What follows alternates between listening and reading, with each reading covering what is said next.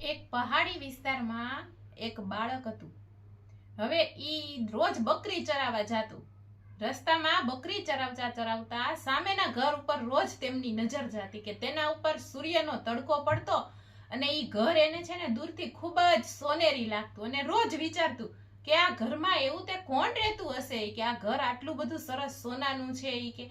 અને એક દિવસ ઈ છોકરો છે ને ઈ ઘર તરફ ચાલવા માંડે છે.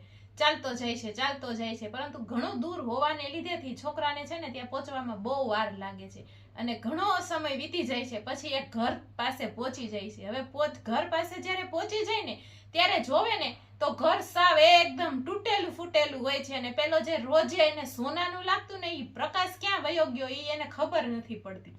પછી એ દરવાજો ખખડાવે છે તો જોવે છે કે અંદરથી તેના જેવું જ એક બીજું બાળક નીકળે છે અને ઈ બાળક આ બાળકને એમ કે છે કે જો સામેનું જે પહાડી ઉપર ઘર દેખાય ને ઈ કેટલું સોનેરી છે ઈ કે મને એવું થાય કે આ ઘર આટલું બધું સોનેરી કોનું હશે ઈ કે. ને સાચે જ આ ઘર છે ને ઈ પેલા બાળકનું હતું કે જે રોજ બકરી ચરાવવા જાતો અને ઈ ઓલા બાળકના ઘર વિશે વિચારતો હતો અને ઈ બાળક છે ને ખરેખર તેના જેવો જ નીકળો. કહેવાનો મતલબ શું છે કે જ્યારે આપણે કોઈ પણ વસ્તુ પરિસ્થિતિ કે વ્યક્તિને દૂરથી જોઈએ છીએ ને ત્યારે આપણે એનું સાચું અનુમાન નથી નીકાળી શકતા, પરંતુ એ વ્યક્તિ હોય, પરિસ્થિતિ હોય, વસ્તુ હોય, ગમે એ વસ્તુને આપણે નજીકથી જોઈ, તેને અહેસાસ કરીએ, તેનો અનુભવ કરીએ ને ત્યારે જ ખબર પડે છે કે વાસ્તવિક પરિસ્થિતિ શું છે. ક્યારેય કોઈને જાણ્યા વગર એના વિશે છે ને ખોટું અનુમાન ક્યારેય ન લગાડી લેવું.